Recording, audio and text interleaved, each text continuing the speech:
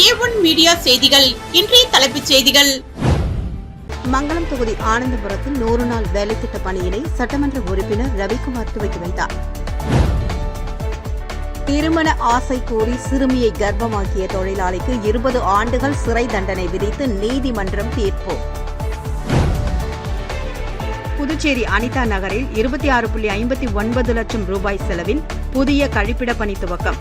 பூமி பூஜை செய்து துவக்கி வைத்தார் சட்டமன்ற உறுப்பினர் ஜான்குமார். மங்களம் தொகுதி ஆனந்தபுரத்தில் 100 நாள் வேலைத்திட்ட பணியினை சட்டமன்ற உறுப்பினர் ரவிக்குமார் துவக்கி வைத்தார். புதுச்சேரி மாநிலத்தில் ஏரி குளங்களை தூர்வாரி ஆழ்படுத்தி நீராதாரத்தை மேம்படுத்தும் வகையில் அரசு பல்வேறு நடவடிக்கைகளை மேற்கொண்டு வருகிறது.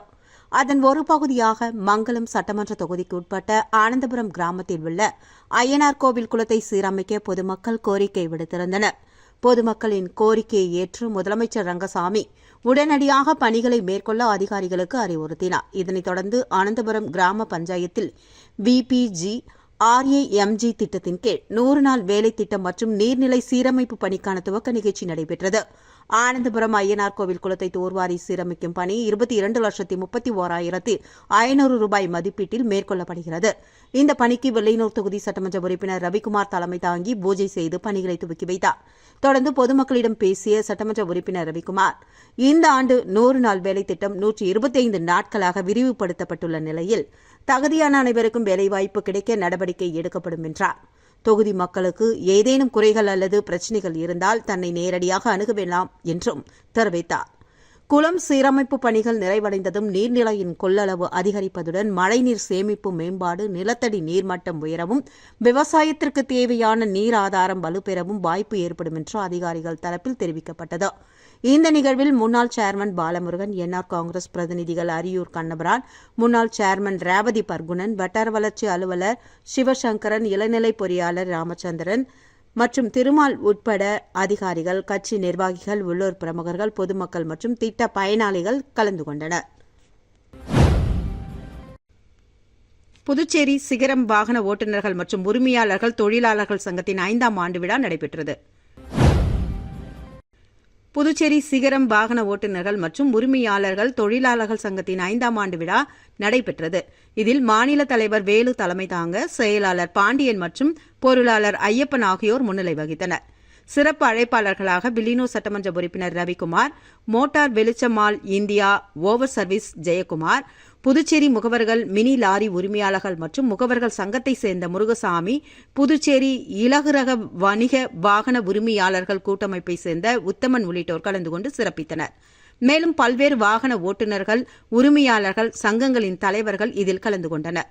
விழாவை ஒட்டி சங்கத்தின் உறுப்பினர்கள் மற்றும் பொறுப்பாளர்களுக்கு அடையாள அட்டைகள் வழங்கப்பட்டது.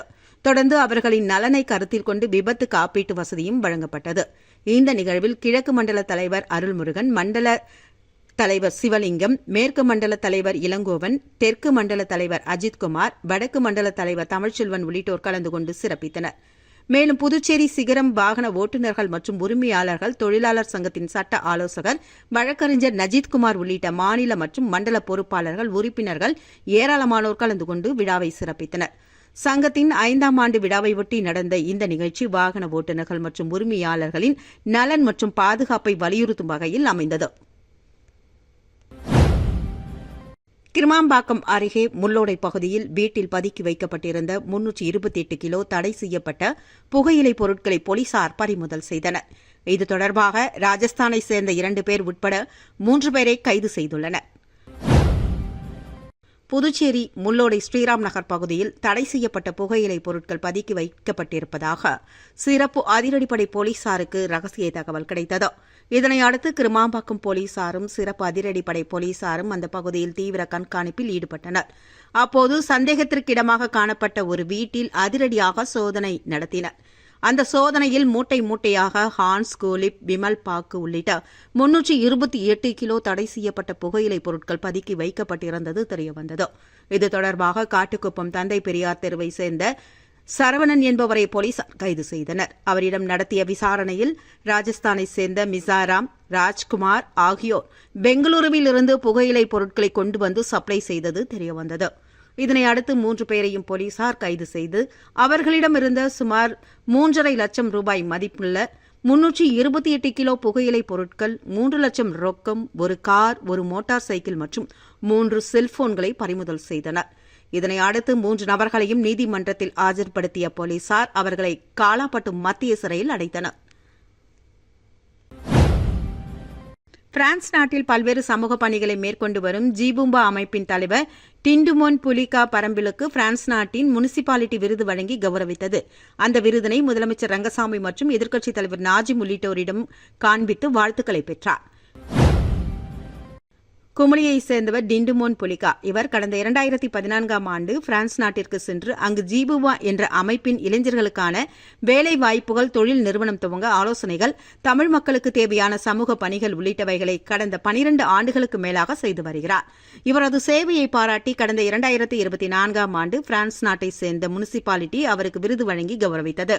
இந்நிலையில் புதுச்சேரிக்கு வருகை புரிந்த அவர் பூர்ணாங்குப்பத்தில் நடைபெற்ற சிலம்பம் போட்டியில் கலந்து கொண்டு சுமார் 1200க்கும் மேற்பட்ட மாணவ மாணவிகளுக்கு பரிசுகளை வழங்கினார். அதனைத் தொடர்ந்து முதலமைச்சர் ரங்கசாமி, எதிர்க்கட்சித் தலைவர் நாஜிம் உள்ளிட்டோரை சட்டப்பேரவை அலுவலகத்தில் சந்தித்த டிண்டுமோன் புலிகா விருதுகளை அவர்கள் மத்தியில் காண்பித்து ஆசி பெற்றார். தொடர்ந்து செய்தியாளர்களை சந்தித்த அவர் பிரான்ஸ் நாட்டில் பல்வேறு சமூக பணிகளை செய்ததற்காக அந்த நாட்டின் அரசின் முனிசிபாலிட்டி விருது வழங்கி கௌரவித்துள்ளது. மேலும் தனது பணி தொடரும் என்று தெரிவித்த அவர் நடைபெறவுள்ள பிரசிடென்ட் தேர்தலிலும் தனது முக்கிய பங்களிப்பாற்ற உள்ளதாகவும் குறிப்பிட்டார். மேலும் பிரான்ஸ் நாட்டில் வசிக்கும் தமிழ் மக்களுக்கு தொழில் தொடங்க ஆலோசனைகளையும், சிறுதொழில் நிறுவனங்கள் மற்றும் பெரிய நிறுவனங்களை நடத்துவதற்கு ஆலோசனைகளையும் தான் வழங்கி வருவதாகவும் பெருமிதமாக குறிப்பிட்டார். திருமண ஆசை கூறி சிறுமியை கர்ப்பமாக்கிய தொழிலாளிக்கு 20 ஆண்டுகள் சிறை தண்டனை விதித்து நீதிமன்றம் தீர்ப்பு. காரைக்கால் டி.கே. நகர் பகுதியைச் சேர்ந்தவர் 23 வயதான முரளி. இவர் அந்த பகுதியில் உள்ள பூக்கடையில் வேலை செய்து வந்தார். இவர் கடந்த 2022ஆம் ஆண்டு 16 வயது +1 மாணவியை திருமணம் செய்து கொள்வதாக ஆசை வார்த்தை கூறி அவருடன் நெருங்கி பழகி கர்ப்பமாக்கினார். இதனை அறிந்த அச்சிறுமியின் பெற்றோர் நகர காவல் நிலையத்தில் புகார் அளித்தனர். அதன் பேரில் போக்சோ பிரிவின் கீழ் போலீசார் வழக்கு பதிந்து முரளியை கைது செய்து சிறையில் அடைத்தனர். இந்த வழக்கு காரைக்கால் நீதிமன்றத்தில் நடந்து வந்த நிலையில் தீர்ப்பு வழங்கப்பட்டுள்ளது. குற்றவாளி முரளிக்கு 20 ஆண்டுகள் சிறை தண்டனை மற்றும் ரூபாய் 20,000 அபராதம் விதித்து நீதிபதி மோகன் தீர்ப்பளித்தார். 8வது நாளாக தொடரும் புதுச்சேரி அரசு கல்லூரி பேராசிரியர்களின் போராட்டம். அவர்களுக்கு ஆதரவாக மாணவர்களும் போராட்டத்தில் குதித்தனர். புதுவை மாநிலத்தில் அமைந்துள்ள அரசு கல்லூரி பேராசிரியர்களுக்கு கடந்த 15 ஆண்டுகளாக பதவி உயர்வு வழங்கப்படவில்லை. அவர்களுக்கு சேர வேண்டிய நிலுவைத் தொகை இதுநாள் வரை வழங்கப்படவில்லை. இந்நிலையில் தங்களுக்கு வழங்க வேண்டிய பதவி உயர்வு மற்றும் நிலுவைத் தொகையை உடனடியாக வழங்கிட வலியுறுத்தி பேராசிரியர்கள் கடந்த 8 நாட்களாக போராட்டம் நடத்தி வருகின்றனர். புதுச்சேரி தாகூர் கல்லூரி, காஞ்சிமா முனிவர் அரசு பட்டமேற்படிப்பு மற்றும் ஆராய்ச்சி நிறுவனம், பாரதிதாசன் மகளிர் கல்லூரி, காரைக்கால் ஔவையார் கல்லூரி, அறிஞர் அண்ணா கல்லூரி, மாஹே கல்லூரி, ஏனம் கல்லூரி வாசல்களில் அமர்ந்து இவர்கள் போராட்டத்தில் ஈடுபட்டுள்ளனர். புதுவை அரசுக்கு புதுச்சேரி, காரைக்கால், மாஹே, ஏனம் என 4 பிராந்தியங்களில் உள்ள 7 அரசு கல்லூரிகள் உள்ளன. இந்த கல்லூரிகளில் மத்திய தேர்வாணையத்தால் தேர்ந்தெடுக்கப்பட்டு 2002ஆம் ஆண்டு கல்வியாண்டு முதல் பணியில் இணைந்த பேராசிரியர்களுக்கு பதவி உயர்வினை புதுச்சேரி அரசின் உயர்கல்வித்துறை குறிப்பிட்ட ஆண்டுகளில் வழங்கியிருக்க வேண்டும். இவர்களுக்கு உரிய தொகையை மத்திய அரசிடமிருந்து பெற்று இதுநாள் வரை வழங்காமல் காலம் கடத்திய புதுவை அரசின் உயர்கல்வித்துறை புதிதாக ஒரு அறிவிப்பினை இந்த மாதம் 2ஆம் தேதி வெளியிட்டுள்ளது. தற்பொழுது வெளியிடப்பட்டுள்ள புதிய விதிமுறைகளின்படித்தான் பதவி உயர்வு வழங்க இயலும் என்று அமைச்சரவை முடிவெடுத்துள்ளதாக அந்த அறிவிப்பில் குறிப்பிடப்பட்டுள்ளது. அரசின் பதவி உயர்வுகளை பெறாமல் பல்வேறு பேராசிரியர்கள் ஓய்வு பெற்றுவிட்டனர். பலர் இறந்துவிட்டனர். ஓய்வு பெற்ற பேராசிரியர்களுக்கும் இறந்து போன பேராசிரியர்களுக்கும் யார் தகுதி தேர்வு நடத்துவது என்று தெரியாமல் புதுவை அரசு கல்லூரி பேராசிரியர்கள் குழப்பமடைந்துள்ளனர். புதுவை அரசின் உயர்கல்வித்துறையின் அறிவிப்பு பேராசிரியர்களின் வாழ்க்கையையும் மாணவர்களின் எதிர்காலத்தையும் பெரிதும் பாதிக்கும் என்று கருதிய பேராசிரியர்கள் உடனடியாக உயர்கல்வித்துறையில் வெளியிட்டுள்ள இந்த அறிவிப்பினை திரும்பப் பெற வேண்டும் என்றும், தங்களுக்கு உரிய பதவி உயர்வை முன்தேதியிட்டு வழங்குவதுடன் அந்த தேதியிலிருந்து தங்களுக்கு சேர வேண்டிய நிலுவை ஊதியத்தை உடனடியாக வழங்கிட வேண்டும் என்றும் வலியுறுத்தி காலவரையற்ற போராட்டத்தில் ஈடுபட்டு வருகின்றனர். புதுச்சேரி அரசு கல்லூரி பேராசிரியர்களின் போராட்டத்திற்கு புதுச்சேரியை சேர்ந்த பல்வேறு சமூக நல அமைப்புகளும் அரசியல் கட்சியினரும் மாணவர்கள் அமைப்பினரும் ஆதரவு தெரிவித்து வருகின்றனர். இன்று அரசு கல்லூரி மாணவர்களும் வகுப்புகளை புறக்கணித்து பேராசிரியர்களுடன் ஆதரவாக போராட்டத்தில் ஈடுபட்டது குறிப்பிடத்தக்கது. தேசிய சிலம்ப போட்டியில் வெற்றி பெற்ற மாணவர்களுக்கு பரிசுகள் வழங்கப்பட்டது. புதுச்சேரி பூர்ணாங்குப்பத்தில் மாமல்லன் சிலம்பம் மற்றும் நாட்டுப்புற கலை வளர்ச்சிக் கழகம் சார்பில் நடந்த முதலாம் ஆண்டு தேசிய அளவிலான சிலம்பம் போட்டியில் புதுச்சேரி, தமிழகம் உட்பட பல்வேறு பகுதிகளைச் சேர்ந்த 500க்கும் மேற்பட்ட மாணவ மாணவிகள் பங்கேற்றனர். போட்டியில் வெற்றி பெற்ற மாணவ மாணவிகளுக்கு நடத்தப்பட்ட பரிசளிப்பு விழாவில் விருதுகள், பரிசுகள் மற்றும் சான்றிதழ்கள் வழங்கி கௌரவிக்கப்பட்டனர். இந்த நிகழ்வில் முன்னாள் சட்டப்பேரவைத் தலைவர் ஏம்பலம் செல்வம் உட்பட சிறப்பு விருந்தினர்கள், சிலம்ப கலைஞர்கள் மற்றும் பொதுமக்கள் பங்கு பெற்றனர். தட்டாஞ்சாவடி தொழிற்பேட்டையில் நேற்று பெய்த கனமழையால் மின்கம்பம் சாய்ந்தது. புதுச்சேரி தட்டாஞ்சாவடி தொழிற்பேட்டை பகுதியில் நேற்று இரவு பெய்த கனமழை காரணமாக சாலையோரம் மரம் முறிந்து மின்கம்பத்தின் மீது விழுந்ததில் மின்கம்பம் சாய்ந்து விழுந்தது. இதனால் மின்கம்பிகள் சேதமடைந்து மின் விநியோகத்தில் பாதிப்பு ஏற்படும் நிலை உருவானது. தகவல் அறிந்த மின்துறை ஊழியர்கள் விரைந்து சென்று சாய்ந்த மின்கம்பம் மற்றும் முறிந்த மரக்கிளைகளை அகற்றினர். மேலும் மின்கம்பிகள் மற்றும் மின்சார இணைப்புகளை ஆய்வு செய்து முன்னெச்சரிக்கை நடவடிக்கைகளை மேற்கொண்டனர். இந்த சம்பவத்தில் உயிரிழப்பு ஏதும் ஏற்படவில்லை. மேலும் மழைக்காலத்தை முன்னிட்டு சாலையோர ஆபத்தான மரங்கள் மற்றும் மின்கம்பிகளை அதிகாரிகள் ஆய்வு செய்து உரிய நடவடிக்கை எடுக்க வேண்டும் என அப்பகுதி மக்கள் கோரிக்கை விடுத்துள்ளனர். புதுவை தமிழ்ச்சங்க தேர்தல் செப்டம்பர் 6ஆம் தேதி நடைபெறவுள்ளது. புதுவை தமிழ்ச்சங்கத்தின் 2026-2029 ஆண்டிற்கான புதிய ஆட்சிமன்ற குழுவை தேர்வு செய்வதற்கான தேர்தல் அறிவிக்கப்பட்டுள்ளது. செப்டம்பர் மாதம் 6ஆம் தேதி காலை 8 மணி முதல் மாலை 5 மணி வரை வாக்குப்பதிவு நடைபெறவுள்ளது. தேர்தல் ஆணையராக வழக்கறிஞர் முனைவர் பிரபாகரன் நியமிக்கப்பட்டுள்ளார். இறுதி வாக்காளர் பட்டியல் ஆகஸ்ட் 16ஆம் தேதி வெளியிடப்படவுள்ளது. வேட்பு மனு தாக்கல் ஆகஸ்ட் 19ஆம் தேதி தாக்கல் செய்யலாம் என்றும், ஆகஸ்ட் 24ஆம் தேதி மனுக்கள் பரிசீலனை செய்யப்பட்டு ஆகஸ்ட் மாதம் 26ஆம் தேதி இறுதி வேட்பாளர் பட்டியல் வெளியிடப்படும் என்று தகவல் வெளியாகியுள்ளது. மேலும் பதிவான வாக்குகளை செப்டம்பர் 8ஆம் தேதி எண்ணப்பட்டு முடிவுகள் அறிவிக்கப்படும். தேர்தலில் போட்டியிட விரும்புவோர் 1500 ரூபாய் கட்டணம் செலுத்தி விண்ணப்ப படிவத்தை பெற்றுக் கொள்ளலாம் என்று அறிவிக்கப்பட்டுள்ளது. காரைக்காலில் அன்னை பவுண்டேஷன் சார்பில் ஒற்றை பெற்றோரின் 75 குழந்தைகளுக்கு இலவச பள்ளி பைகள் வழங்கப்பட்டது.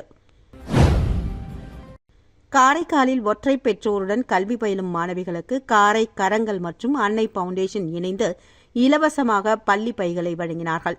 காரைக்கால் அன்னை தெரசா பெண்கள் மேல்நிலைப் பள்ளியில் நடந்த இந்த நிகழ்வில் ஒற்றை பெற்றோருடன் கல்வி பயிலும் 75 மாணவிகள் தேர்வு செய்யப்பட்டனர். அவர்களுக்கு சுமார் 40,000 மதிப்பிலான தரமான பள்ளி பைகள் வழங்கப்பட்டது. மாணவிகளின் கல்வி தேவைகளுக்கு உதவும் வகையிலும் அவர்களின் குடும்ப சூழ்நிலையை கருத்தில் கொண்டும் இந்த நலத்திட்ட உதவிகள் வழங்கப்பட்டதாக ஏற்பாட்டாளர்கள் தெரிவித்தனர். பள்ளி பைகள் பெற்ற மாணவிகள் மற்றும் ஆசிரியர்கள் இந்த உதவியை வழங்கிய அமைப்புகளுக்கு நன்றி தெரிவித்தனர். இந்த நிகழ்வில் பள்ளியின் துணை முதல்வர் மற்றும் ஆசிரியர்கள் கலந்து கொண்டு மாணவிகளுக்கு பள்ளி பைகளை வழங்கி வாழ்த்தி பேசினர். காரை கரங்கள் அமைப்பைச் சேர்ந்த விஷ்ணுவரதன், அன்னை பவுண்டேஷன் பாபு என்கிற கோபாலகிருஷ்ணன், கேசவசாமி, உமா மகேஸ்வரி, சுமதி, சரவணன், அருள்முருகன், வின்சென்ட், ராஜகோபால் உள்ளிட்டோர் இதில் கலந்து கொண்டு சிறப்பித்தனர். செவாலிய செல்லான் நாயக்கர் நினைவு நாளையொட்டி அவரது திருவுருவப் படத்திற்கு அமைச்சர்கள், சட்டமன்ற உறுப்பினர்கள் மலர் தூவி மரியாதை செலுத்தினர். செவாலிய செல்லான் நாயக்கரின் நினைவு நாள் புதுச்சேரி அரசு சார்பில் அனுசரிக்கப்பட்டது.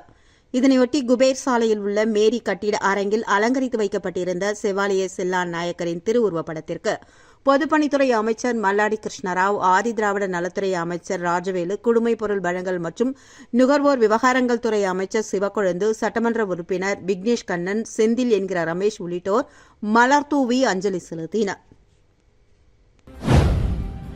புதுச்சேரி நல்லவாடு மீனவ கிராமத்தில் கப்பல் நிறுவனத்தில் பணிபுரியும் ஊழியரின் வீட்டில் 45 சவரன் நகை, 1 லட்சம் ரூபாய் ரொக்கம் திருடு போன சம்பவம் புதுவையில் பரபரப்பை ஏற்படுத்தியுள்ளது. புதுச்சேரி நல்லவாடு தெற்கு வீதியைச் சேர்ந்தவர் விஜயேந்திரன், முகுந்தாவதி தம்பதியினர். இவர்களுக்கு ஒரு மகன், ஒரு மகள் உள்ளனர். இவர் விஜயேந்திரன் மும்பையில் உள்ள கப்பல் நிறுவனத்தில் பணிபுரிந்து வருகிறார். சம்பவத்தன்று சென்னையிலிருந்து கோவில் திருவிழாவிற்காக வந்திருந்த உறவினருடன் முகுந்தாவதி அருகில் உள்ள குட்டி ஆண்டவர் கோவிலுக்கு சென்றார். திருவிழாவை பார்த்துக் கொண்டிருந்தபொழுது முகுந்தாவதியின் உறவினர் வீட்டில் செல்போன் சார்ஜர் எடுக்க வேண்டுமென்று வீட்டின் சாவியை வாங்கி வந்ததாக கூறப்படுகிறது. வீட்டில் செல்போன் சார்ஜரை எடுத்துக்கொண்ட உறவினர் வீட்டை பூட்டாமல் சென்றுவிட்டதாகவும் கூறப்படுகிறது. இந்நிலையில் திருவிழா முடிந்து வீட்டுக்கு வந்த முகுந்தாவதி வீட்டின் கதவு மற்றும் பீரோ திறக்கப்பட்டிருப்பதைக் கண்டு அதிர்ச்சியடைந்தார். தொடர்ந்து பீரோவில் இருந்த தங்க நகைகள், வளையல், செயின், ஆரம் உள்ளிட்ட 45 சவரன் தங்க நகைகள், 1 லட்சம் ரூபாய் ரொக்கம் உள்ளிட்டவை திருடு போயிருந்தது கண்டுபிடிக்கப்பட்டது. இதுகுறித்து முகுந்தாவதி தவளக்குப்பம் காவல் நிலையத்தில் புகார் அளித்தார். அதன் பேரில் சம்பவ இடத்திற்கு வந்த போலீசார் வீட்டில் உள்ள தடயங்களை சேகரித்து வழக்கு பதிவு செய்து விசாரணையை மேற்கொண்டு வருகின்றனர். மேலும் வீட்டில் உள்ள 45 சவரன் நகையை வேறு யாராவது நோட்டமிட்டு எடுத்தார்களா அல்லது வீட்டில் உள்ளவர்களே திருடி சென்றார்களா என்ற வகையில் போலீசார் விசாரணையை முடுக்கிவிட்டுள்ளனர். புதுச்சேரி அனிதா நகரில் 26.59 லட்சம் ரூபாய் செலவில் புதிய கழிப்பிட பணி துவக்கம். பூமி பூஜை செய்து துவக்கி வைத்தார் சட்டமன்ற உறுப்பினர் ஜான்குமார். புதுச்சேரி நகராட்சிக்கு உட்பட்ட முதலியார்பேட்டை தொகுதி அனிதா நகரில் பொதுமக்களின் நீண்ட நாள் கோரிக்கையை ஏற்று புதிய கழிப்பிடம் கட்டும் பணி இன்று துவங்கப்பட்டது. தூய்மை இந்தியா திட்டத்தின் கீழ் ஒதுக்கீடு செய்யப்பட்ட 26,59,082 ரூபாய் மதிப்பீட்டில் இந்த கழிப்பிடம் கட்டப்பட உள்ளது. இதற்கான அடிக்கல் நாட்டு விழா மற்றும் பூமி பூஜை நடைபெற்றது. முதலியார்பேட்டை தொகுதி சட்டமன்ற உறுப்பினர் ஜான்குமார் இதில் பங்கேற்று பூமி பூஜை செய்து புதிய கட்டிடத்திற்கான பணிகளை துவக்கி வைத்தார்.